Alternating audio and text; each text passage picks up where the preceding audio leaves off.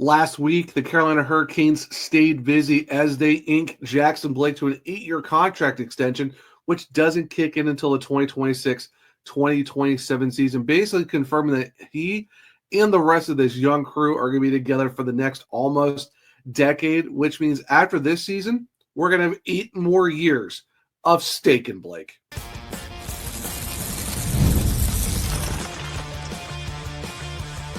You're Locked On Hurricanes, your daily podcast on the Carolina Hurricanes, part of the Locked On Podcast Network, your team every day.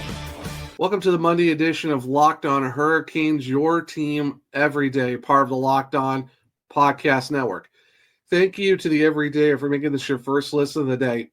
5 days a week, Monday through Friday, talking everything about your Carolina Hurricanes. I'm your host, Zach Martin. I'm the credentialed Carolina Hurricanes beat writer over at the Hot Girls, also the co-host of the Surge Cast, which is a weekly Carolina Hurricanes podcast, along with all of my duties here at Locked On Hurricanes. Got a good Monday show for you guys as we get to talk everything about the Jackson Blake extension. What does it mean for the Hurricanes core moving forward? And also, what about the other wingers within the organization with a lot of these guys linking into long-term deals? But before we jump into all that, today's episode is brought to you by Monarch Money. Take control of your finances with Monarch Money. Use code LOCKEDONAHL at monarchmoney.com for 50% off your first year.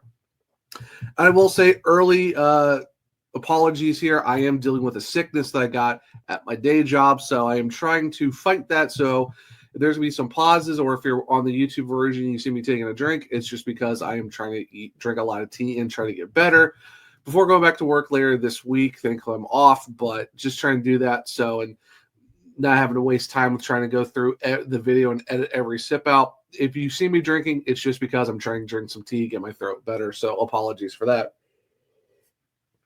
So all that to be said, Jackson Blake is going to be a Carolina Hurricane for the next 9 seasons, including the one that's coming up here in the 25-26 season, as on Thursday the 24th, very late at night. Thankfully, I was done playing my weekly Dungeons & Dragons session with some buddies of mine, and that's when the news drops. That kind of worked out perfectly. But he will be with the Carolina Hurricanes through the 2033-34 season. And the thing, too, with that deal is a 8-year, $45 million contract extension. Eric Tulski did say Jackson had an outstanding rookie season, and we think he is just scratching the surface of the player he can be. His tenaciousness on the puck and competitiveness match our team's culture, and we're excited about his future with our club. Now, the thing is, it's an 8-year 45, which you would think would be $5.625 million would be the AAV. However, Elliot Friedman did say afterwards that the contract is actually going to be it's a $5.117 million contract on the cap with the AAV with a base of $1 million in the first year, and then it's going to be a $6.5 million signing bonus in the first year, which basically moves its salary up to $1.75. And of course, bonuses and all that stuff kind of come, change over time. The base goes from 1 million to 3.5 to 4.5, and then it goes down to 1.1 in the last couple of years. But essentially, it is technically supposed to be a $7.5 million salary. However, his AAV is only 5.117 because deferred money is involved. And the thing with this is the Hurricanes know that deferred money will be outlawed in September 2026. So they think, well, we already signed Logan Stankoven to a deal. That's 8 years, which that also goes away next year because now it's going to be 6 and 7 base salary contracts, depending on if you have the guy or not, instead of the 7 and 8. So you sign Logan Stankoven to an 8-year deal, and then you sign Jackson Blake to an 8-year deal, and you throw in the deferral money, which they did with Jacob Slavin getting his number down, and also Seth Jarvis. So in terms of structurally, it is $45 million, but with the deferred money kicking in, Jackson Blake is actually at a $40.936 million contract over 8 years, which is 5.117, which will only take up 4.9% of the cap. But that's just because of the deferred money. in retrospect, it's really an 8 by 5.625 for $45 million. But either way, Jackson Blake and of course his agent Neil Sheehy definitely get some tidy work done in for the Hurricanes, some very tidy work as well, because now you lock up a very young Jackson Blake who's just 21 years old, right winger, 17 goals and 34 points in his rookie season, top 10 in goal scoring and in points for all rookies last year. And that's with playing basically up and down the entire lineup and on both power play units. That's some very tight work for the Hurricanes, because they're looking at this being this is an investment on a young guy who does fit the system well. It's just, of course, it's going to take time for him to get used to it. But you look at this deal, and it's a great win-win for both sides, because you're looking at a guy like Blake, who was a Hobie Baker finalist for North Dakota in his with the NCAA, the season before last, and now he comes in, breaks the team out of camp, has a pretty good year, all things considered. A little bit decided course for the playoffs, but I mean, you're talking about a guy who's was in his first ever postseason with the Hurricanes and did okay for the most part. It's also tough too when you face the now 2-time defending champion Florida Panthers, but all in all, I think he had a pretty okay postseason. It's definitely some learning experiences for him, but like I said, a great rookie season where he gets 17 goals and 34 points. Pretty solid for a guy that for a fourth rounder. And someone who some people thought, was going to be okay after getting drafted out of the Chicago Steel of the USHL, and of course goes to North Dakota and does pretty well. Things just, with getting 60 points in his last season in college. So, but like I said, this is an investment for the Hurricanes to know that this Jackson Blake is probably going to be a top 6 guy when it's all said and done for his career, because you do have Taylor Hall for 3 more seasons, of course. You could see Jackson Blake move up within that time frame as well. But, even with Hall, if Hall gets all 3 of his years done, you still got, a bunch of time left with Jackson Blake to move up into the top 6. And that's including with the fact that you got Andrei Svechnikov for most of his contracts. Still, you just got Nikolai Ehlers' 6-year deal that he has to go through as well. So at least you're going to have that. And Seth Jarvis just signed his 8-year contract last year. So he's got 7 years left. And the thing is, you also got Logan Stankoven's contract that kicks in next season as well. So basically the 2 longest termed Carolina Hurricanes in terms of the season that they get to, it's going to be Jackson Blake and Logan Stankoven, who are both signed through the 33-34 seasons. That's pretty huge that you already have 2 of your young guys who are 22 and 21 locked up through the 2033-34 season. And both those guys are poised to be really good NHLers and they're within the Hurricanes organization. And that's also including the fact, like I said, you still got another 7 years of Seth Jarvis on his contract as well. You also got Alexander Nikishin whenever he gets his contract extension. He's 23. Jarvis is 23. And that's not even talking about the other guys that are winging the wings, like a Felix Under-Storm, Bradly Nadeau, Justin Poirier, Justin Robidahl, all of these other guys. You've been looking at a very good core for the Hurricanes for the next, close to a decade, essentially, because you're going through the 33-34 season. So you're at least getting 9 years with 2 of your guys, and then you have all the other guys that are kind of within that 6 to 7 to 8 year range as well. It's including the Stankoven and Blake deals. But for Jackson Blake, I mean, you got a guy who knows who played the system pretty well, played on the first, second, third, and fourth lines, both power play units. That's his first season getting 34 points. I mean, there's a good opportunity if he gets, decent time next year, builds on this offseason, gets, better as the offseason goes along, gets into the next season. Depending on where he's playing, he's going to get his ice time because Rod Brind'Amour gives guys ice time. I still think you're going to be looking at a 45, maybe 50-point season out of Jackson Blake next year, and that's very good for a second season for a guy that, some people considered him as a 1%er to make it into the NHL, and now he's looking at a nice little tidy 8 by $5.11 million contract that doesn't kick in until next season. So the Hurricanes have Jackson Blake locked up at least, under $1 million for his ELC this year. And then even then, $5.11 million is a pretty good AEV for the fact that you just signed Stankoven to a $6 million contract. So you're going to have 2 of these guys who are part of your young core making less than $12 million combined.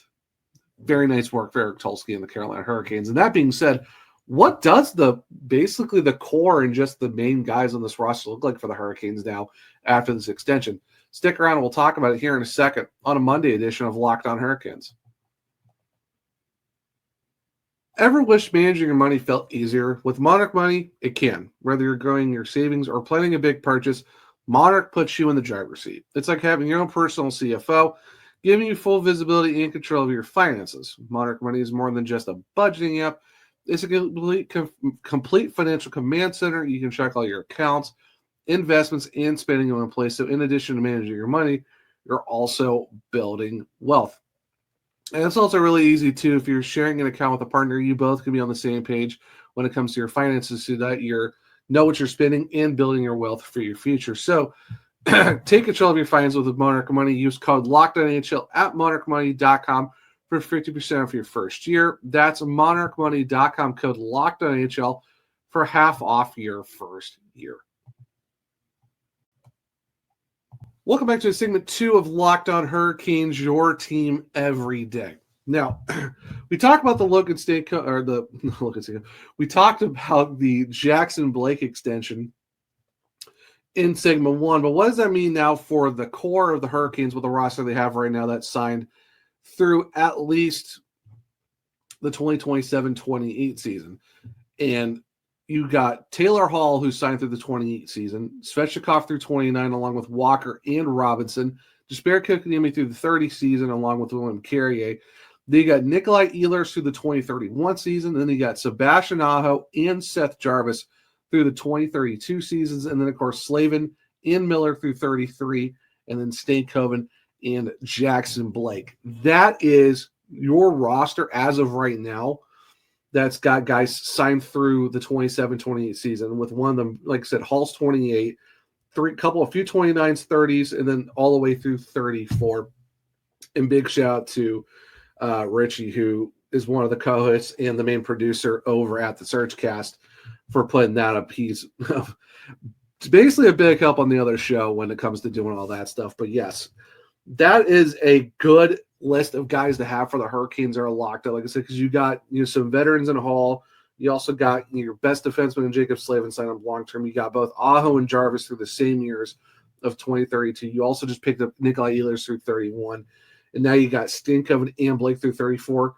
You have at least 3 defensemen locked up through 29 into through 33, and then basically a slew of forwards as well. So when you're looking at where you're at for the Carolina Hurricanes, this core, and that's including guys that are Blake, who's 21, Stankoven is 22, Jarvis is 23, Svechnikov is 25, and Sebastian Aho just turned 28, but still relatively within that decent range of that young core they have, that he could still play well for a long time.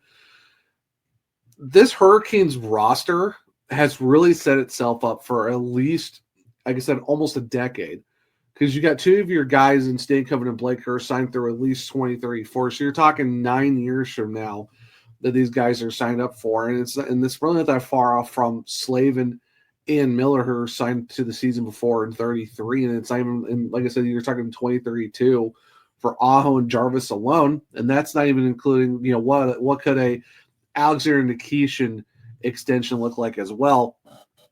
And what happens when you bring up Bradly Nadeau at some point?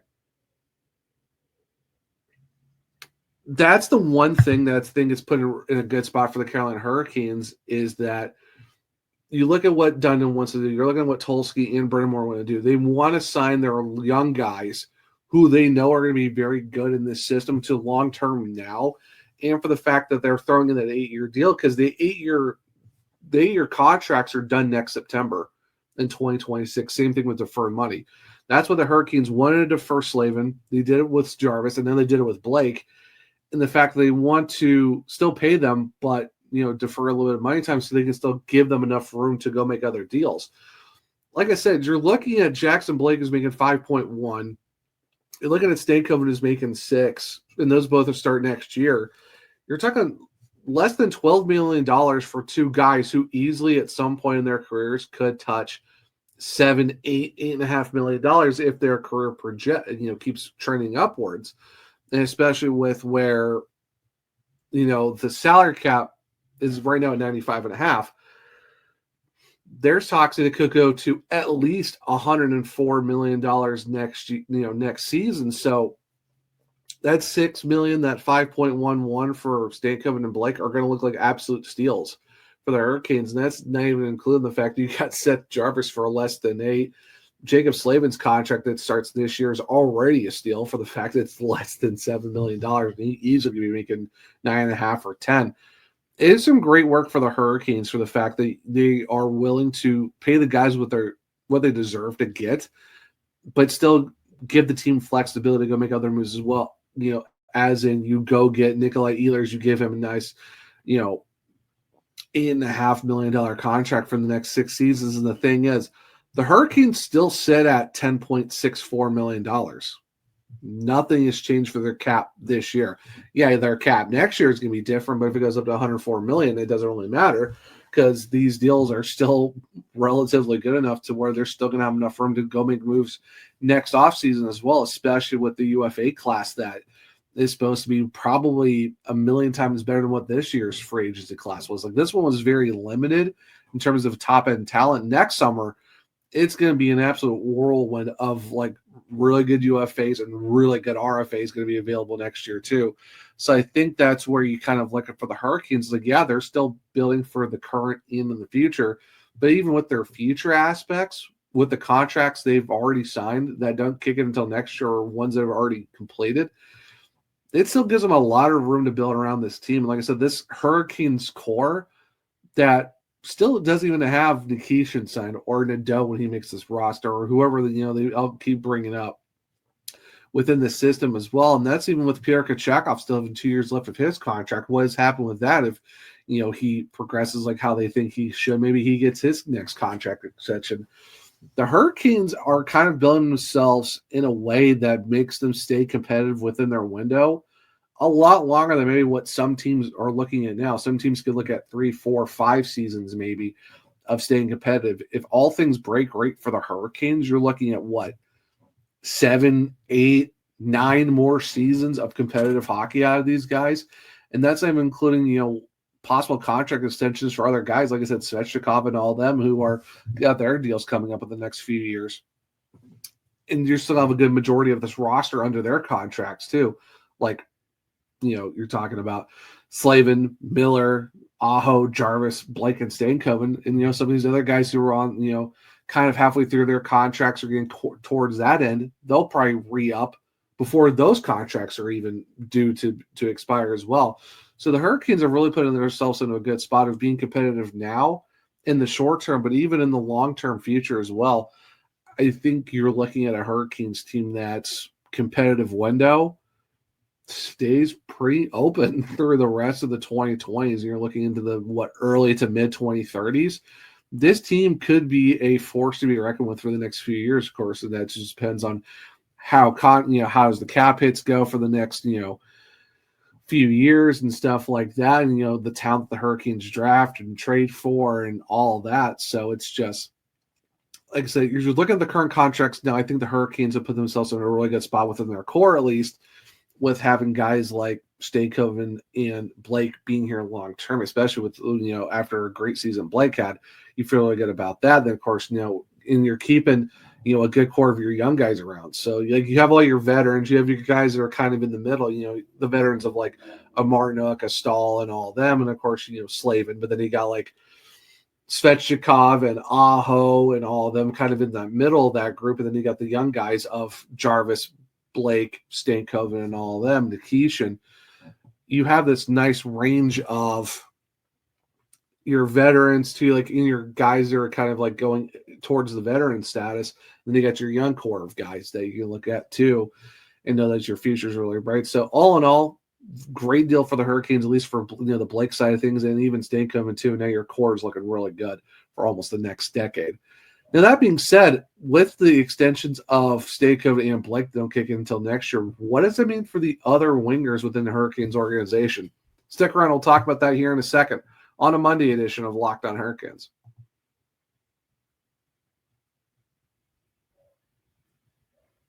Welcome back to segment 3 of Locked On Hurricanes, your team every day.